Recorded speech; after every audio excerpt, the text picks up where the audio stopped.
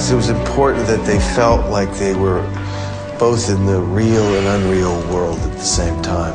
Well, this is a very unique project. I've been in visual effects for a long time, and to have a project like this where you're throwing so many different disciplines into one project makes it that much more fun and unique. We have some of our characters that are full live-action characters. We have some characters that are regular keyframe animations, so just traditional CG characters, the March Hare, the Dormouse, the Cheshire Cat, and then there are some hybrid characters. This way of making the film makes it complicated because you now have to blend elements of live-action, CG, and motion capture.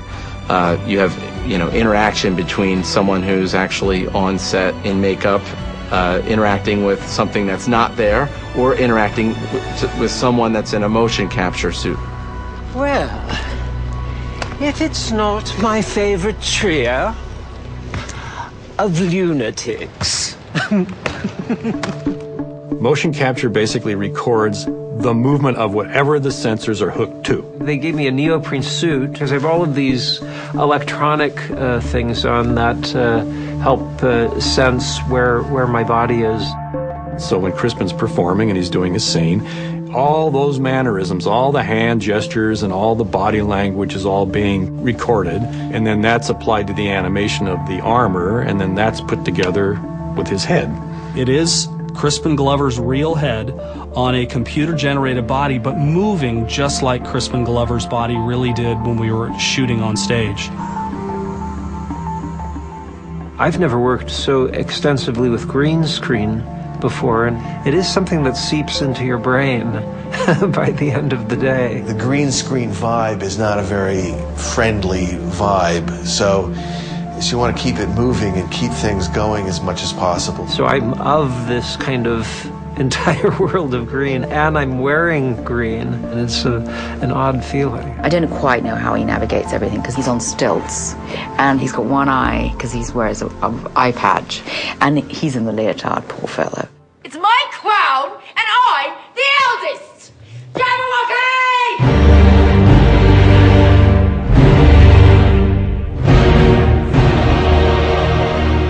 A similar thing with the Red Queen, where, she's an all live-action character, but we're doing some things. We're taking her head and increasing it by 50 to 75% of its normal size. I think probably my head's been growing for some time. There's probably a tumor in there, and it's been pressing on the bit that controls the emotions. It wasn't just as much as enlarging her head, but her neck goes along for that ride as well. So you can imagine if you turn a person profile and you enlarge their head and their neck would no longer fit on their shoulders. So what we had to do is some pretty intricate tapering of the neck, the jawline, to kind of get it to fit back into this design collar. The subtleties of blending her head into her normal-sized body has been difficult, but it looks really interesting. So you kind of say, all right, what's great about that is it takes you to a mid-ground point, which is a real person, but manipulated and slightly mutated, so not quite real. And it's like this missing link between the CG world and Alice, who's always normal looking, even if she's 20 feet tall. Bandersnatch is a pure 100% CG character. He's kind of half bulldog and half grizzly bear. Totally made-up character, never really seen anything like it before. Our goal was to go with a slightly more naturalistic approach to the animation. Bandersnatch is particularly problematic because his fur is so long. To get all of the sort of like fine details to get something that looks, just fantastic is computationally very, very expensive. For a creature that is this large and what it's supposed to do, we want to get little, subtle details and emotion. So we are going to start adding in, drool coming out of the mouth. To make it feel like he's really kind of wincing at that moment. Well, you just got to feel like it's really squishing into the eye socket, and it kind of hurts a little bit when he shoves it in there. Each of those things kind of helps just get a sense of realism into image.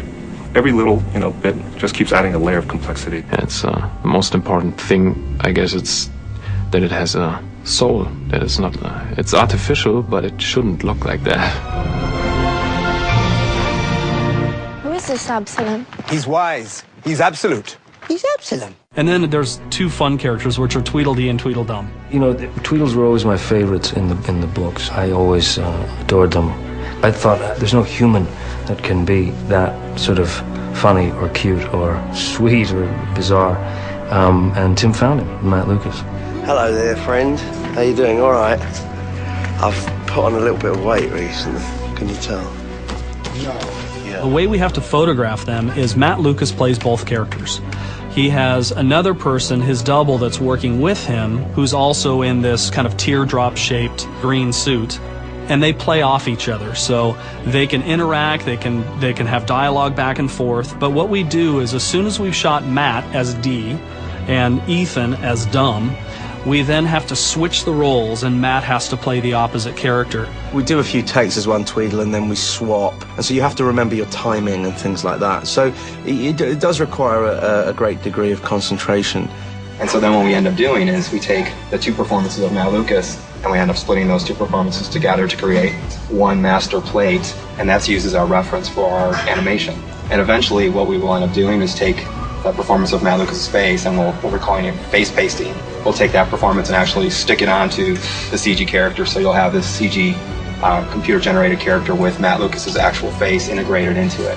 It was a lot of pieces and puzzling, putting things together, and in a weird way, kind of like a Polaroid photo, like you really don't see a shot materialize until the very end. It's a nice blend of the worlds, I think, to help you just kind of believe everything you're seeing.